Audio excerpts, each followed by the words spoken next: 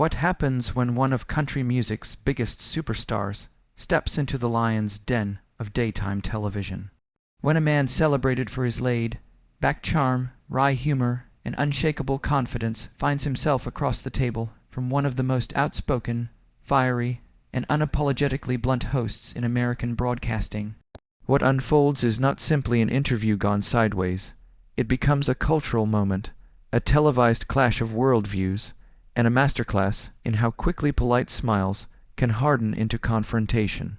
This is the fictional story of the day Blake Shelton walked onto The View and delivered a verbal counter, punch so sharp, so unexpected, that it left Joy Behar momentarily speechless, the studio in complete disarray, and millions of viewers debating what they had just witnessed. The morning began like any ordinary episode of The View. Studio lights shimmered across the polished set, illuminating the well-known circular table where political debates, celebrity interviews, and emotional confessions unfolded daily.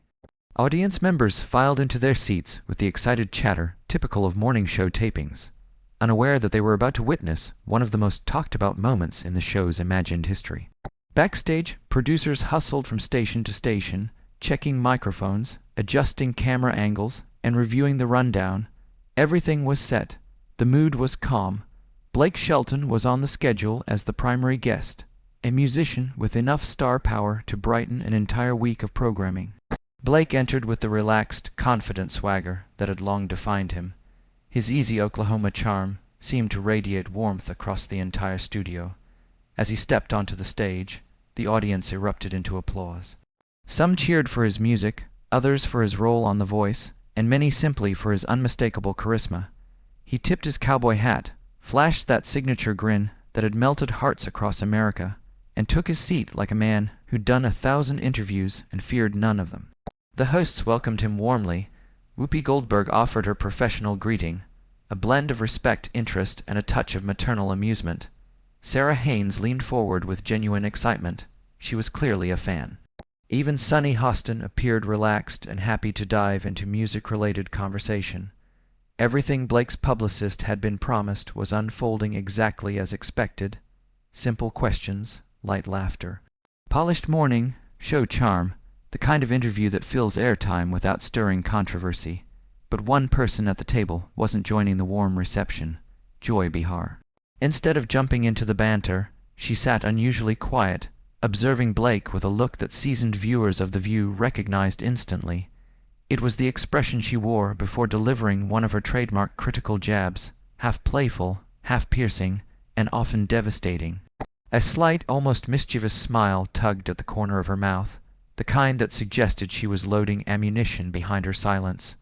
Those familiar with Joy's rhythm could sense the tension building. She had a reputation for unpredictable shifts, from humor to confrontation, from jokes to pointed commentary in the space of a heartbeat. And that morning, Blake just happened to be sitting in the crosshairs. The opening minutes flowed smoothly enough. Questions about his album, comments on his latest tour, light-hearted reflections on life in Nashville. Blake answered each one effortlessly, his deep drawl adding flavor to every sentence. He seemed completely at ease, unaware of the storm quietly gathering across the table. The audience laughed at his jokes, nodded at his thoughtful reflections, and applauded his genuine Southern humility.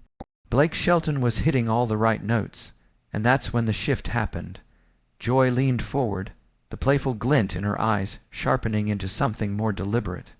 She tilted her head, as though considering her next words carefully, even though the entire studio felt the air tighten. The audience sensed it, the co-hosts sensed it, Blake sensed something, but not enough to brace for what was coming. What had begun as harmless small talk was about to detour into territory neither he nor the production crew had anticipated.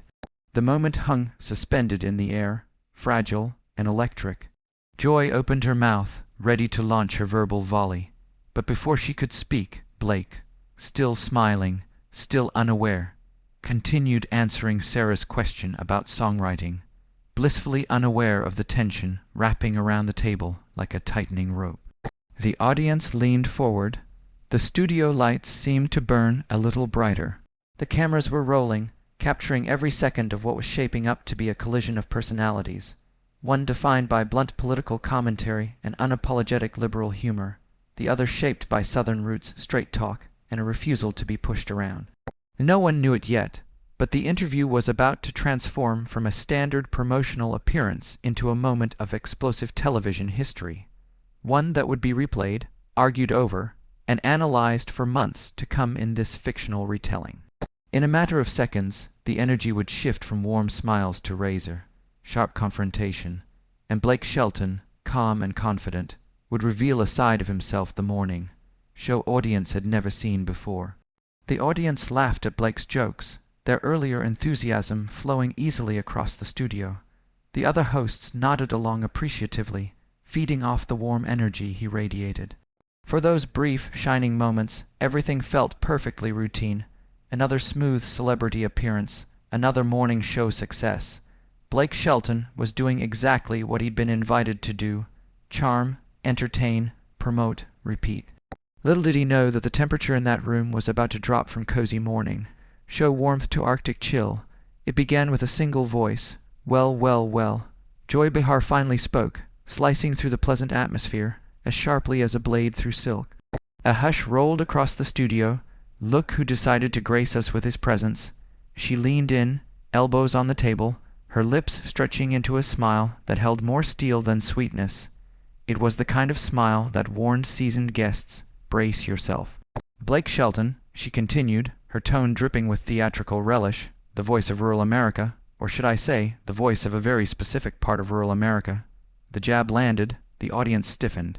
The other hosts sat up straighter, but Blake, his smile stayed exactly where it was, trained, polished, steady, yet in his eyes something flickered, a narrowing, a recalibration, as though the easygoing cowboy had just slipped into a more alert version of himself.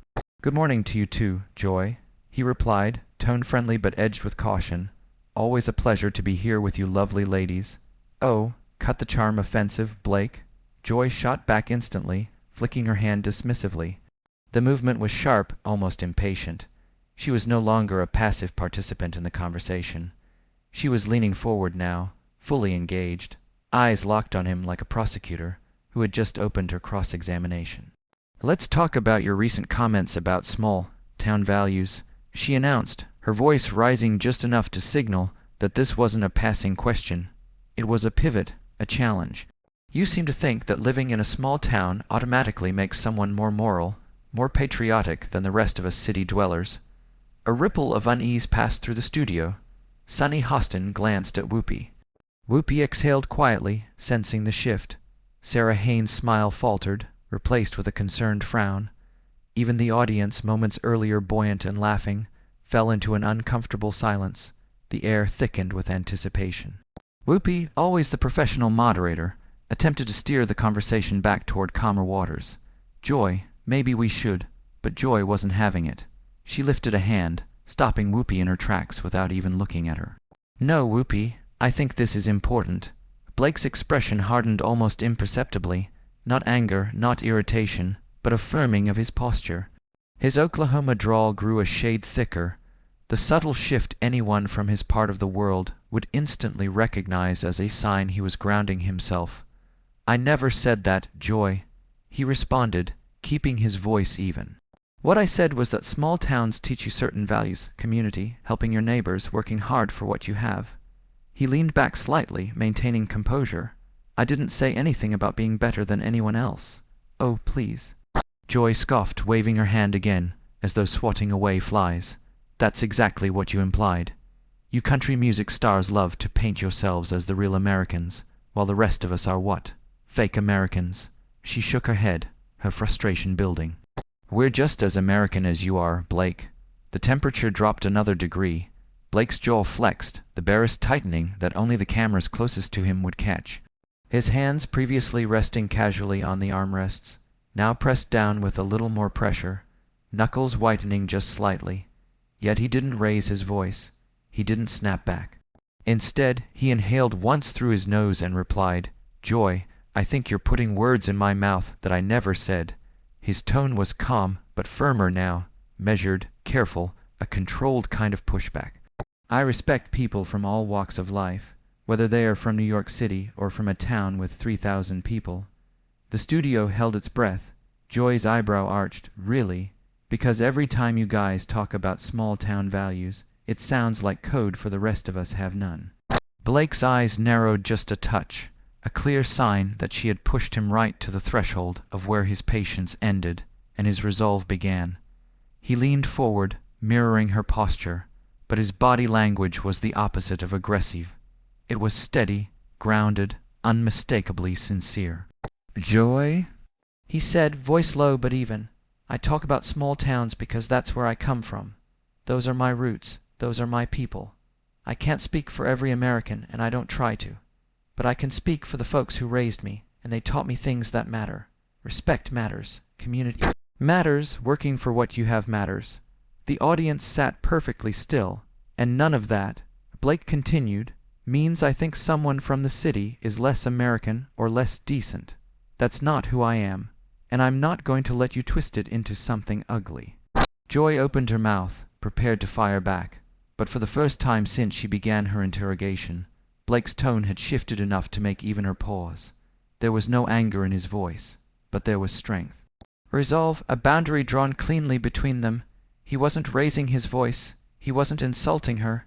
He was simply, finally, standing his ground. Whoopi looked between them, sensing the tension approaching a boiling point. Sarah watched with wide eyes.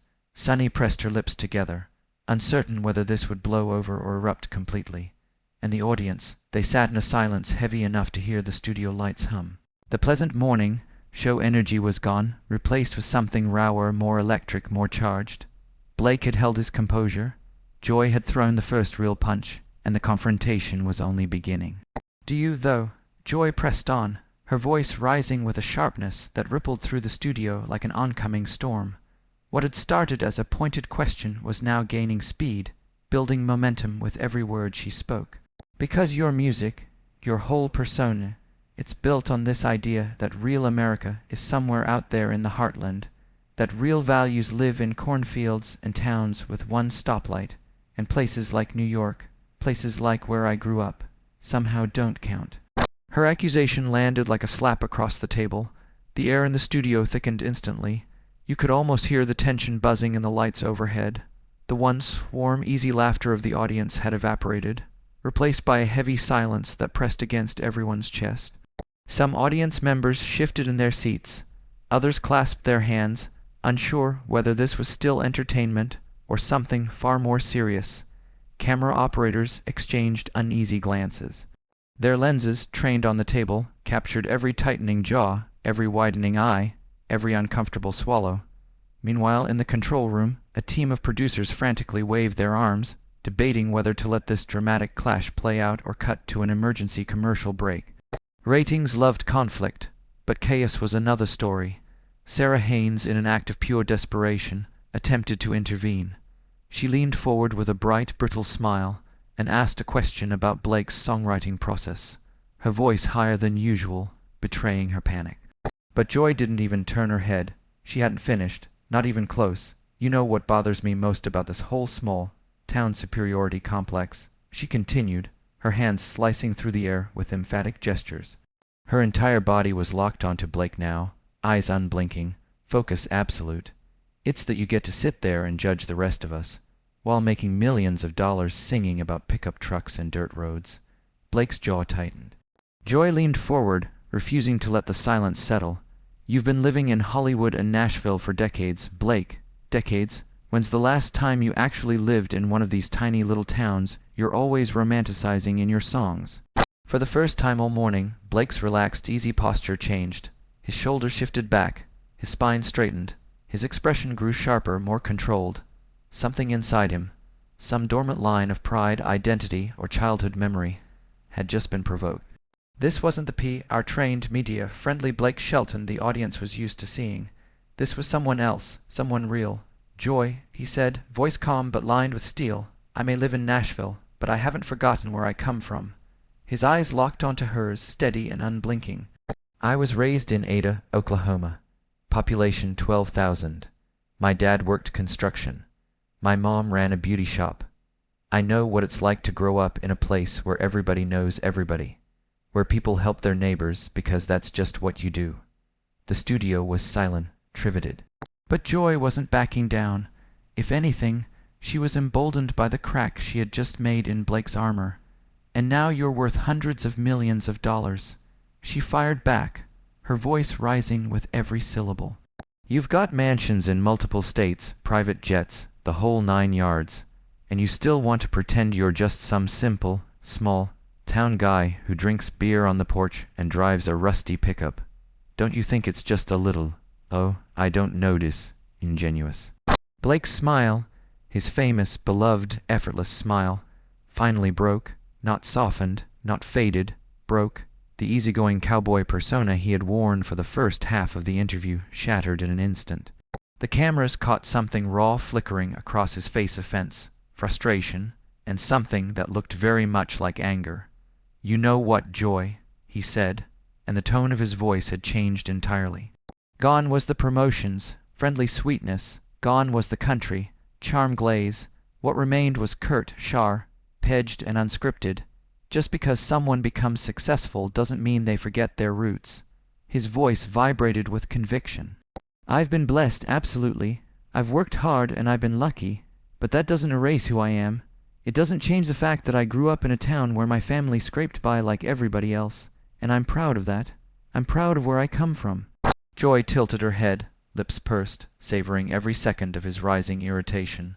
Proud enough to exploit it for profit, she shot back, leaning back in her chair with a satisfied smile. It was clear she enjoyed getting under his skin. Her eyes sparkled with that unmistakable thrill, the adrenaline of a live confrontation she was winning. A murmur moved through the audience. Some people gasped, others looked shocked, a few shook their heads, the discomfort almost physically painful. Blake stared at her now, silent for a moment, as if weighing whether to respond with restraint or with the unfiltered truth burning in his chest. The pause was long enough for every camera in the room to close in on his face. Long enough for the producers in the booth to panic. Long enough for Whoopi to glance toward the stage manager with an expression that silently asked, "Should we stop this?" But Blake didn't back down. And whatever he said next, whatever words he chose, would shift the trajectory of the interview entirely. Joy had pushed him. She had chipped away at his calm, pressed against his pride, peeled back the layers of his public persona. Now the real Blake Shelton, the one who wasn't scripted or polished or performing, was seconds away from emerging. "Chase," Joy said, finishing her thought with a scoff sharp enough to cut glass, "your whole brand is built on this mythology of simple country folk versus sophisticated city people. It's divisive, Blake, and frankly, it's getting old." The tension in the studio snapped tighter than a guitar string. The air wasn't just heavy, it was electrically charged, crackling with the kind of energy that precedes storms and fights and headlines. Everyone in that room, audience, hosts, camera operators, producers, felt the shift. They knew they had crossed into dangerous territory. The point of no return was approaching fast. Whoopi tried one last time to pull the conversation away from the cliff's edge, her voice slipping into the firm, warning tone she used when she sensed trouble. "Maybe we should talk about the tour." But Blake wasn't listening anymore. He wasn't smiling anymore. He wasn't shrugging off the barbs anymore. He wasn't playing the polite guest anymore. Something had snapped. "Exploited," Blake repeated, and for the first time his voice genuinely rose. The anger wasn't hidden now. It surged through, breaking the last of his promotional composure. "Joy, I write and sing about my life, my experiences, the people I grew up with. That's not exploitation." He leaned forward slightly, eyes fixed on her. "That's authenticity," he said, punctuating the word. "And if you can't tell the difference, maybe that says more about you than it does about me." A collective gasp tore through the studio. Not a polite gasp, not a surprised gasp, but a loud, involuntary, "Oh my God, did he really just say that?" gasp. Even the cameramen froze for a heartbeat, hands hovering over their controls like statues. This wasn't playful banter anymore. This wasn't the kind of disagreement daytime television thrived on. This was a fight, a real one, personal, raw, unfiltered. Blake Shelton, America's easygoing cowboy, had finally fired back, and he wasn't pulling punches. Joy's eyes widened. For a split second, pure anger flashed across her face, bright, hot, undeniable, her cheeks flushed red, her hands resting on the desk, curled into tight grips. Authenticity, she echoed, practically spitting the word out like venom. Give me a break, Blake. You're about as authentic as a $3 bill. Another gasp swept the audience. Louder, harsher. Even the hosts winced. You're a manufactured product. Joy continued, voice rising. Just like every other country star churned out by the Nashville machine.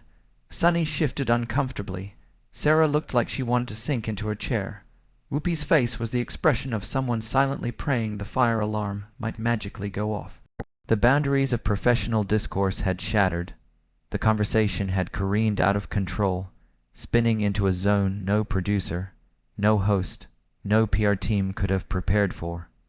Blake's expression darkened. Then he rose slowly, deliberately. It was a power move. Whether intentional or instinctive, it didn't matter. The effect was immediate and thunderous. At 6'5", Blake Shelton didn't just stand up. He commanded the space. His presence swelled, overtaking the table, the cameras, the entire studio. The cowboy had stood, and the entire dynamic shifted.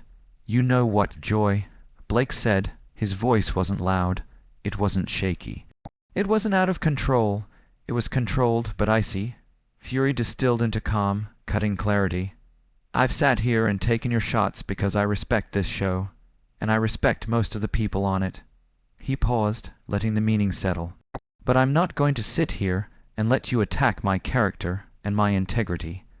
Joy pushed her chair back and stood up too, as if refusing to let him have the physical upper hand.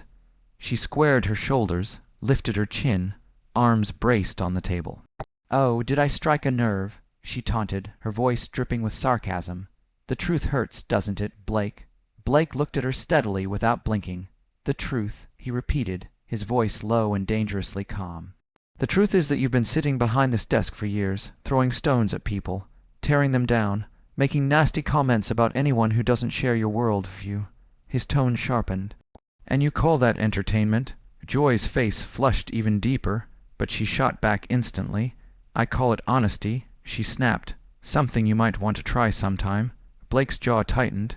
Instead of raising his voice, he did something far more cutting, far more devastating. He shook his head, slowly, disappointedly.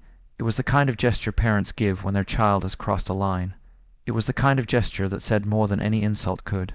It was the kind of gesture that hits deeper because it carries truth. "Honesty," Blake said finally, his voice steady as stone, "would be admitting that you had already made up your mind about me before I even walked in here." Joy's nostrils flared. "You don't want a conversation, Joy," he continued, voice unwavering. "You want a target." His words hung in the air like smoke, heavy, visible, undeniable, and the audience felt it. The hosts felt it. Joy felt it. She opened her mouth to respond, but the tension had reached a level so explosive, so dangerously unpredictable, that even the producers, who loved drama, who lived for ratings, were on the brink of hitting the emergency cut commercial button. And Blake wasn't finished. Not even close. Blake took a step closer to the panel, and when he spoke again, his voice held a force that commanded the entire room's attention.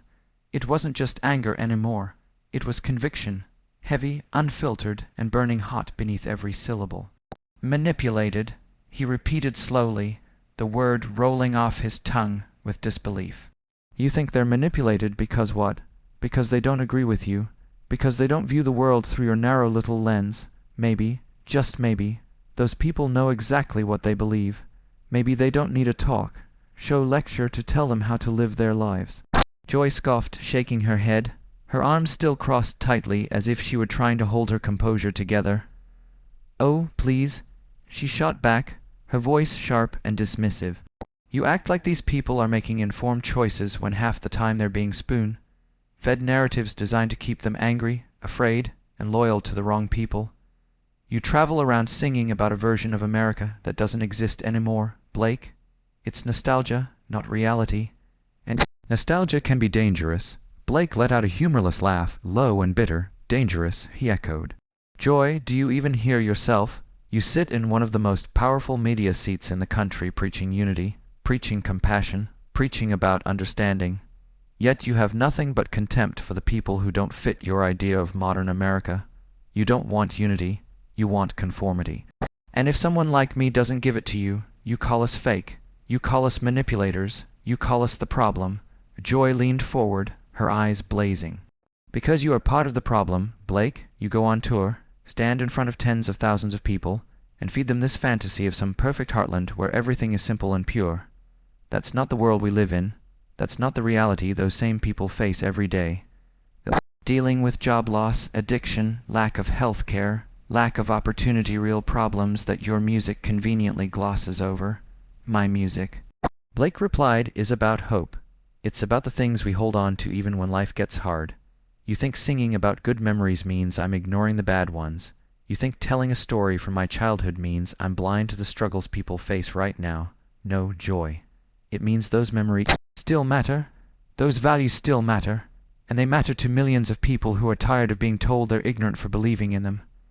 Joy opened her mouth, but Blake cut her off, the dam fully broken now. You don't get it because you've never lived it. You don't understand what it means to live in a place where community isn't just a word. It's a survival mechanism. You've never known what it's like when your neighbor becomes your family because you don't have anyone else. You've never seen 20 men show up with hammers and nails because someone lost their home. You've never seen folks share what little they have because someone else has even less. Joy slammed her palm on the table. And you think cities don't have community. You think people in New York or Chicago or L.A. don't help each other.